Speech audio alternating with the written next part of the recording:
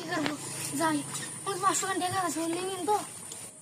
এই দাদা তোর থেকে আমি 2000 টাকা পে টাকা আমি 500 টাকা না আমি 2000 নেব। ভাই আমার 500 টাকাই আছে। না ভাই না ভাই দেখেন ভাই তুই আমার কোলে হাত দিস। দাদা মার ভিতরে তোর বাবা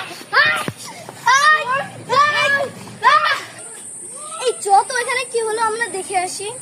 এই দিবে আসো আই আরে এটা তো তোর ভাই আমার ভাইকে মারছে কেন? তোর ভাই আমার ভাইকে মারছে কেন? কথা বল আমার ভাই মানে দিয়ে আমার ভাইকে মারছিস কি?